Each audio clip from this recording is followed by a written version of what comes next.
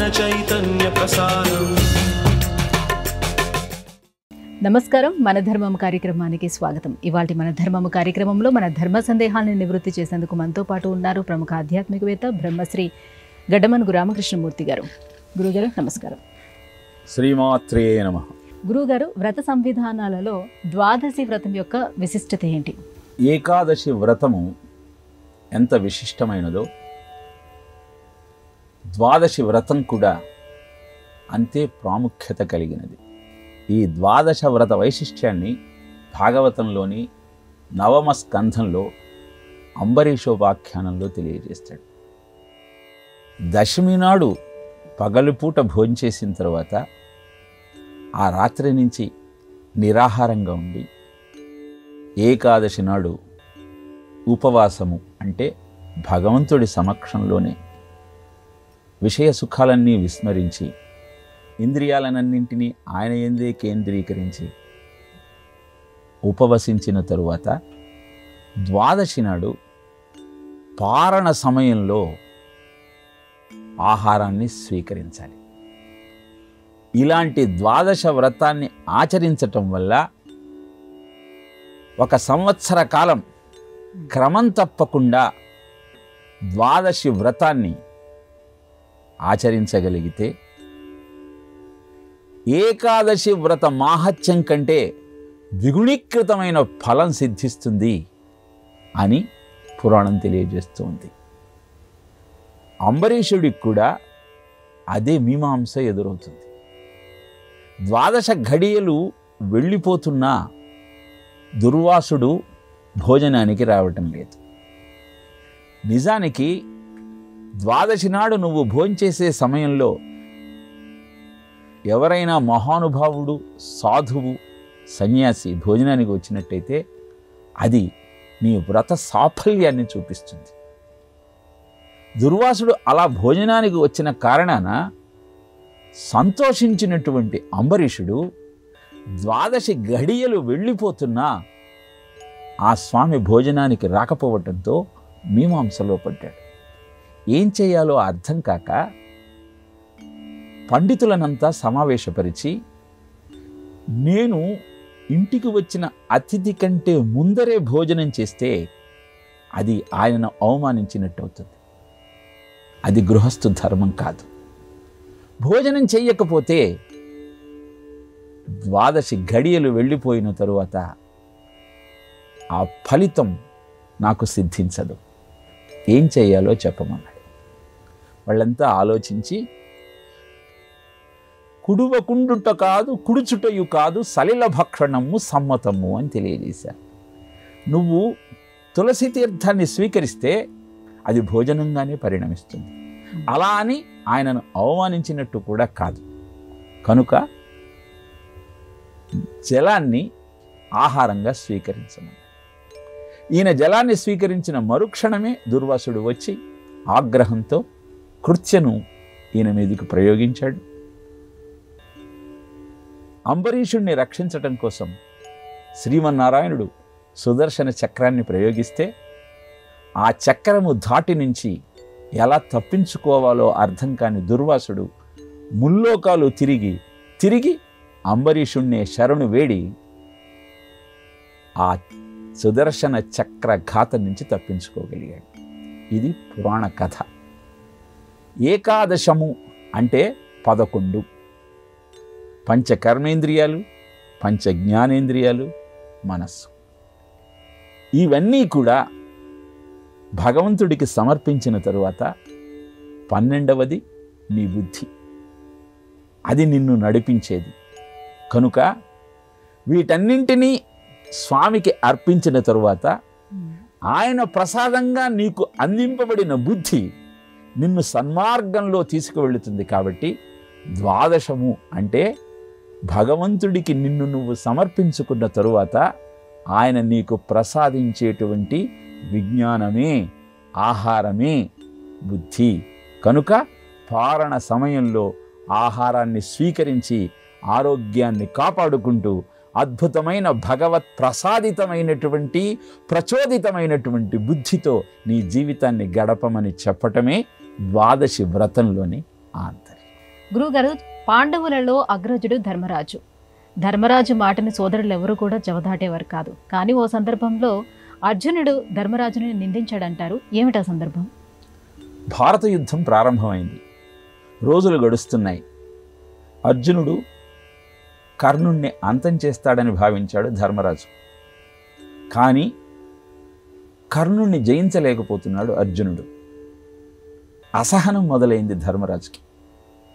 అందుకని ఆగ్రహించి, అర్జున, నువ్వు నాకు విజయం చేకూరుస్తావనుకున్నాను, కర్ణుణ్ణి జయిస్తావనుకున్నాను, కానీ అది నీ శక్యం కావటం లేదు.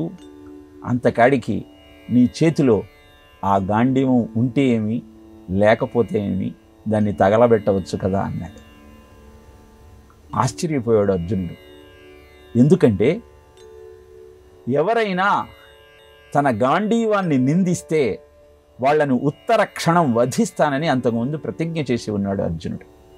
ఇప్పుడు మాట అన్నది, గాంధీవాన్ని దూషించింది ధర్మరాజే.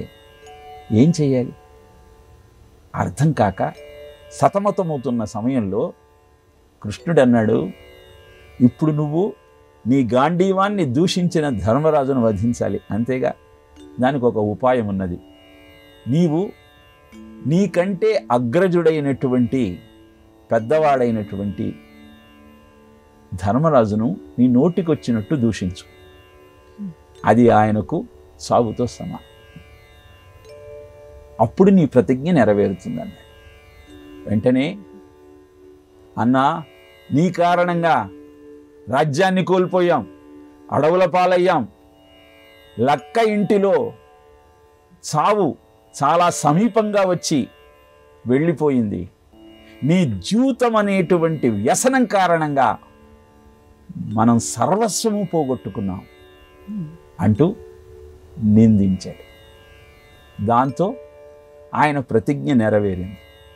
కానీ మరుక్షణమే కృష్ణ, నాకు బతకాలని లేదు అన్నాడు. మళ్ళీ ఏమైంది అర్జున అని ప్రశ్నించాడు కృష్ణుడు.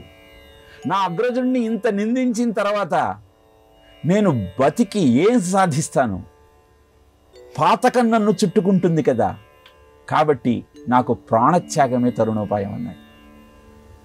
అప్పుడు కృష్ణుడు అన్నాడు, ఇప్పుడు నీకు కావాల్సిందేంటి? నువ్వు చావటం. దానికి ఒక పని చెయ్యి, నిన్ను నువ్వు పొగుడుకో. నిన్ను నువ్వు పొగుడుకోవటం నీ ఆత్మహత్యతో సమానం.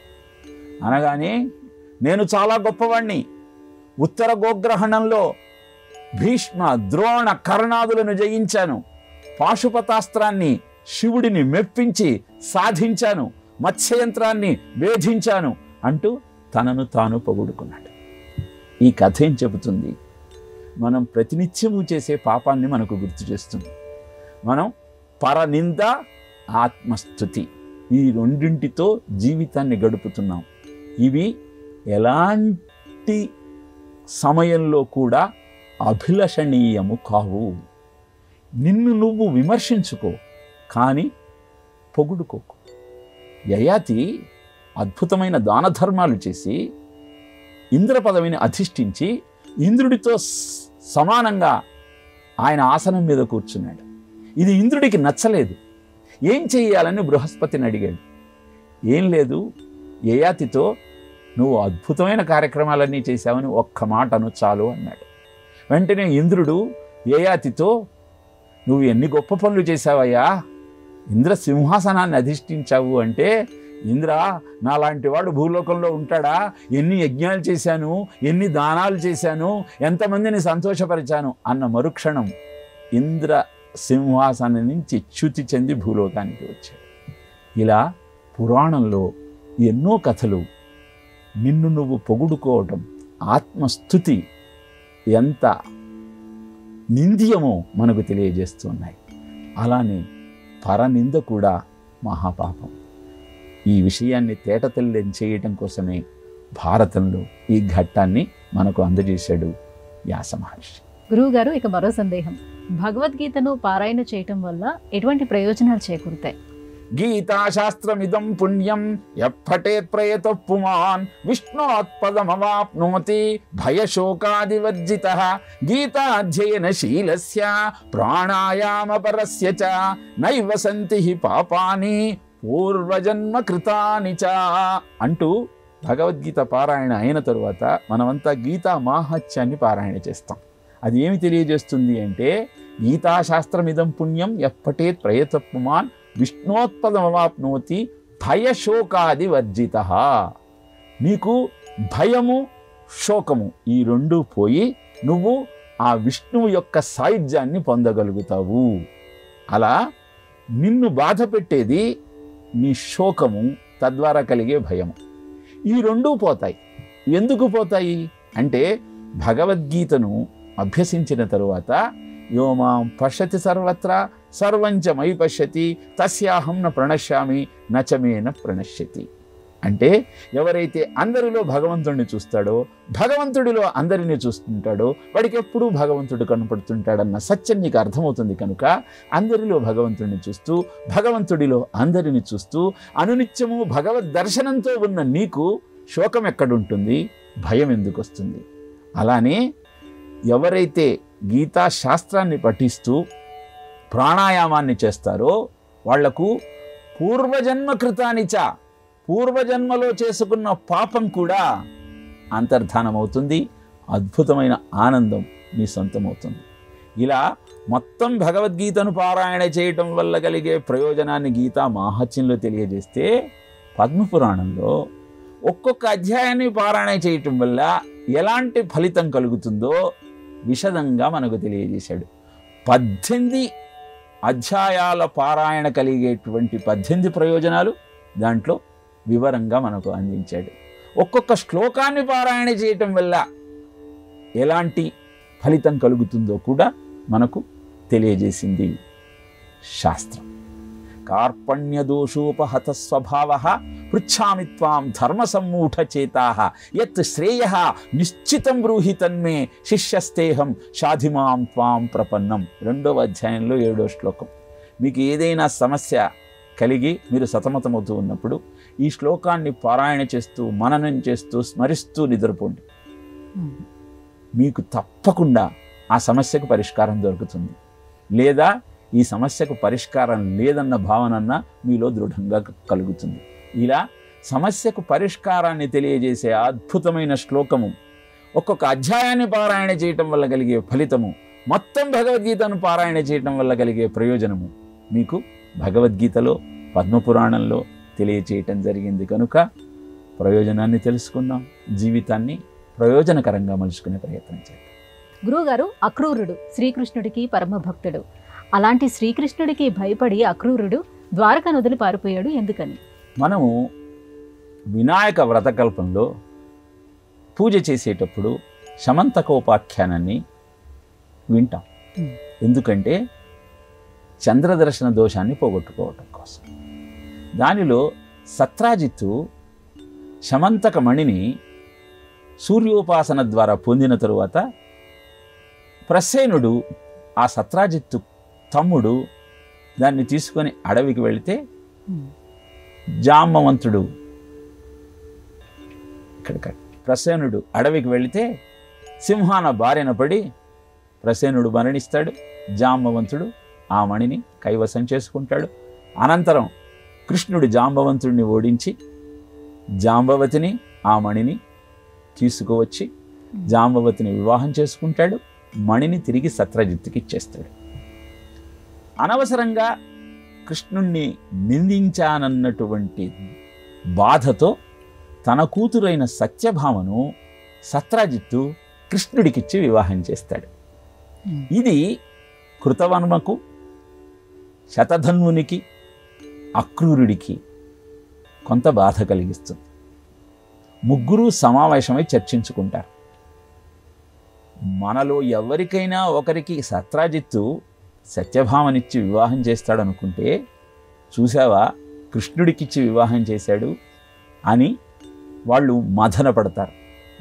దీనికి ఏ విధంగానైనా ప్రతీకారం తీర్చుకోవాలన్న ఆలోచనతో శతధన్వుడు కృష్ణుడు ద్వారకలో లేని సమయంలో సత్రాజిత్తు దగ్గరికి వెళ్ళి ఆయనను తన ఖడ్గంతో వధించి ఆ శమంతకమణిని తన కైవసం చేసుకుంటాడు. ఈ విషయం తెలుసుకున్న కృష్ణుడు శతధన్వుని కోసం వేట ప్రారంభిస్తాడు.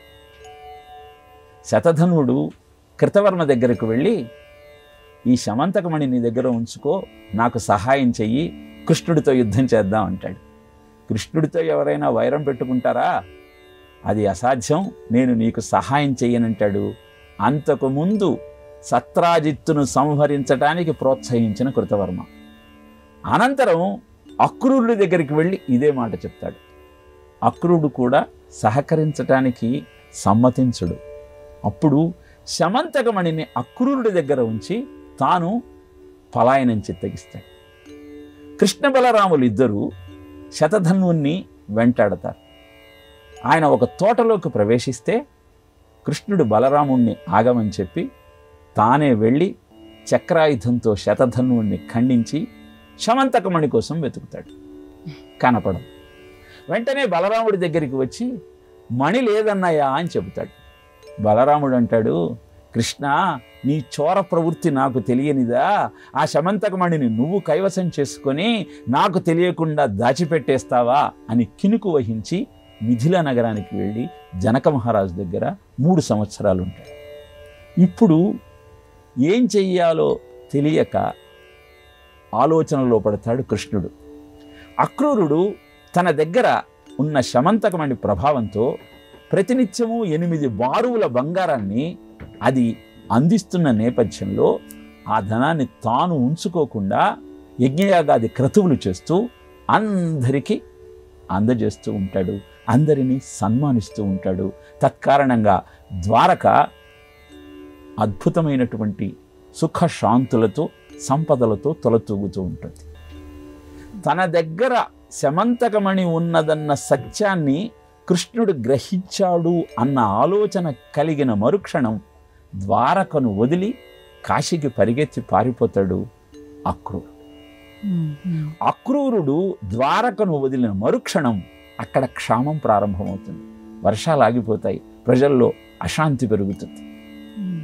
ఈ విషయాన్ని తెలుసుకున్నటువంటి కృష్ణుడు వెంటనే కాశీకి తన సఖుని ద్వారా కబురు పంపి ఎలాంటి హాని నీకు చేయను అని వాగ్దానం చేసి తిరిగి అక్రూరుణ్ణి ద్వారకు రప్పిస్తాడు. ద్వారకకు అక్రూరుడు వచ్చిన మరుక్షణం మళ్ళీ వర్షాలు పడతాయి. అందరూ ఆనందంగా ఉంటారు.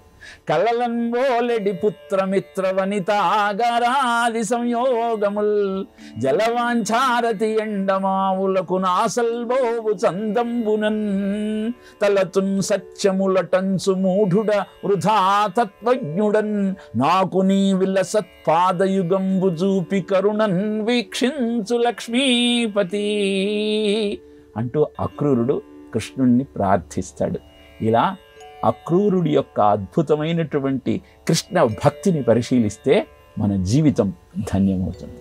అదే అక్రూరుడు ద్వారకను వదిలి కాశీకి పలాయనం చిత్తగించినటువంటి కథలోనే ఆంతర్యం.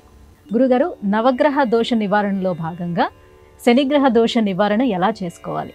శని గ్రహాన్ని సంతృప్తిపరిచి ఆ దోషాన్ని పోగొట్టుకోవాలి అంటే శని కవచాన్ని ప్రతినిత్యము పారాయణ చేయటం ఒక సాధన. శని కవచాన్ని ప్రతినిత్యము పారాయణ చేయటం కుదరదు అంటే హనుమాన్ చాలీసా పారాయణ అతి సులభమైన మార్గం.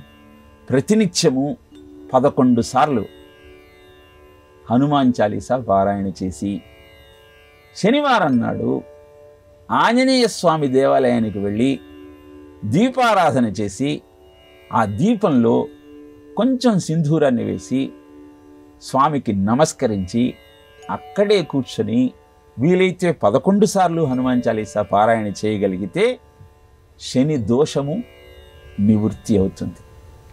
వెంకటేశ్వర స్వామి ఆరాధన చేస్తూ వెంకటేశ్వర సుప్రభాతాన్ని వినగలిగితే, చెప్పుకోగలిగితే అద్భుతమైనటువంటి రక్షణ నీకు సిద్ధిస్తుంది.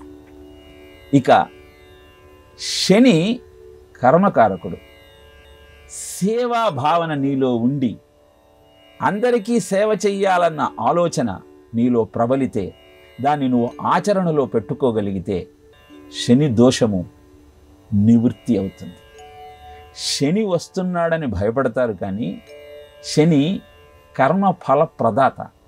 నువ్వు సత్కర్మ చేస్తే సత్ఫలితాలు ఇస్తాడు, దుష్కర్మ చేస్తే దుష్ఫలితాలు ఇస్తాడు. మనమంతా ఎందుకు భయపడతాం అంటే, మనందరికీ తెలుసు మనం చేసే పుణ్యకర్మల కంటే పాపకర్మలే ఎక్కువగా ఉంటాయి కనుక. అందుకే ఆ దోషాన్ని నివారణ చేయటం కోసం సేవాభావాన్ని పెంపొందించుకుంటూ, నీ అహంకారాన్ని తగ్గించుకుంటూ, సేవకుడికి అభిప్రాయమే కానీ అధికారం ఉండదు అన్న సత్యాన్ని గుర్తిస్తూ, నీవు శని క్షేత్రంలో శనికి తైలాభిషేకం చేయగలిగితే నీ శని దోషం నివృత్తి అవుతుంది. శని బాధ ఎక్కువగా ఉండదు. ముఖ్యంగా ఈ సంవత్సరం విశ్వావసునామ సంవత్సరంలో మేషరాశి వారికి ఏలినాటి శని అని, మీనరాశి వారికి జన్మంలో శని ఉందని చాలా భయపడుతూ బాధపడుతూ ఏం చెయ్యాలో ఆలోచిస్తూ ఉంటారు. వారందరికీ ఈ శని దోష నివారణ ఉపాయం అద్భుతంగా పనిచేస్తుంది కనుక అలా శని దోషాన్ని పోగొట్టుకునే ప్రయత్నం చేద్దాం. గురుగారు, నృసింహస్వామి స్వరూపాలలో యోగ నృసింహస్వామి స్వరూపం సాత్వికమైనది, ఉగ్ర నరసింహస్వామి స్వరూపం భయంకరమైనది. ఈ రెండు స్వరూపాలు ఒకే లోకిరిలో నెలకొన్నటువంటి ఆలయం ఏదైనా ఉందా? ధర్మపురిలో ఉన్నటువంటి నరసింహస్వామి ఆలయంలో మనకు యమధర్మరాజును ఆరాధించటానికి మొట్టమొదట యముడి విగ్రహం, తర్వాత ప్రసన్నాంజనేయ స్వామి కటాక్షం, అనంతరం యోగ నరసింహస్వామి లక్ష్మీ సహితంగా దర్శనం పొందగలిగేటువంటి భాగ్యం, ఆ తరువాత ఉగ్ర నరసింహస్వామి యొక్క ఆరాధన చేసుకునే అదృష్టం, ఆ తరువాత వెంకటేశ్వర స్వామిని అర్చించుకునే అవకాశం సిద్ధిస్తాయి. ఇక్కడ యోగ నరసింహస్వామిని, ఉగ్ర నరసింహస్వామిని ఇద్దరిని మనం ఆరాధించుకోవచ్చు. ఇలా ఈ రెండు మూర్తులను ఆ దేవాలయంలో ప్రతిష్ఠించటానికి కారణమేమిటి అని ఆలోచిస్తే, ఉగ్ర నరసింహ అన్న శబ్దాన్ని మనం పరిశీలిస్తే, ఉగ్ర అన్న శబ్దానికి ఉత్ గ్రసతి ఇది ఉగ్ర అని అర్థం. అంటే జారిపోతున్న వాడిని పైకి లేబట్టి అతని పతనాన్ని నిరోధించగలిగినటువంటి తత్వమే ఉగ్ర నరసింహ తత్వం. ఎప్పుడైతే ప్రాపంచిక విషయాలలో కూరుకుపోయి ఇంద్రియ లౌల్యంతో భగవన్నామాన్ని విస్మరించి భగవత్ తత్వాన్ని గుర్తించకుండా నీ జీవితం గడుస్తూ ఉంటుందో అప్పుడు నీ పతనం ప్రారంభమవుతుంది. అలాంటి సమయంలో ఆ స్వామిని నువ్వు ఆరాధించటం ప్రారంభిస్తే నీ చ్యుతిని అరికట్టి నిన్ను పైకి లేపే ప్రయత్నం చేస్తాడు. ఇక నువ్వు సామాన్య స్థితికి వచ్చిన తరువాత యోగము అంటే కలయిక, ఉన్న స్థానం నుంచి ఉన్నత స్థానానికి నిన్ను చేర్చగలిగిన వాడే యోగ నరసింహస్వామి. అంటే పతనమవుతున్న నిన్ను సామాన్య స్థితికి తీసుకువచ్చి అక్కడ నుంచి ఉత్తమోత్తమైన స్థాయికి నిన్ను చేర్చగలిగిన వాడు నరసింహస్వామి. అందుకే రెండు మూర్తులను అర్చిస్తూ ఆ స్వామిని ఆరాధిస్తూ ఉత్తమోత్తమైన స్థానాన్ని పొందటానికి ధర్మపురిలో ఉన్నటువంటి ఆ ఇద్దరు మూర్తులను మనం ఆరాధించి జీవితాన్ని ధన్యం చేసుకోవాలి. ధర్మపురికి వెళ్ళిన వారికి యమపురికి వెళ్ళాల్సిన అవసరం ఉండదు అని ఐహిత్యం, అక్కడి నానుడి. ఎందుకంటే ఎవరైతే జారిపోతూ పతనం చెందుతూ తమ తప్పు తెలుసుకొని ఆ స్వామిని ఆరాధించి అక్కడి నుంచి సరి అయినటువంటి బాటలో తమ జీవితాన్ని గడిపే ప్రయత్నం చేస్తారో వారికి మళ్ళీ తిరిగి పుట్టాల్సిన అవసరం ఏముంటుంది, యమలోకానికి వెళ్ళాల్సిన అగత్యం ఏముంటుంది. అందుకే ధర్మపురికి వెళ్ళిన వారికి యమపురికి వెళ్ళాల్సిన అవసరం ఉండదు అని నానుడి. గురుగారు, ఇవాటి మన ధర్మము కార్యక్రమంలో మాకు వచ్చినటువంటి సందేహాలన్నీ కూడా నివృత్తి చేసినందుకు ధన్యవాదాలండి. కృష్ణార్పణం. ఇది ఇవాల్టి మన ధర్మం కార్యక్రమం. రేపటి మన ధర్మం కార్యక్రమంలో మళ్ళీ కలుసుకుందాం. నమస్కారం. ఈ కార్యక్రమాన్ని తిరిగి చూడాలనుకుంటే www.youtube.com/ETV Life Spiritual లో చూడవచ్చు.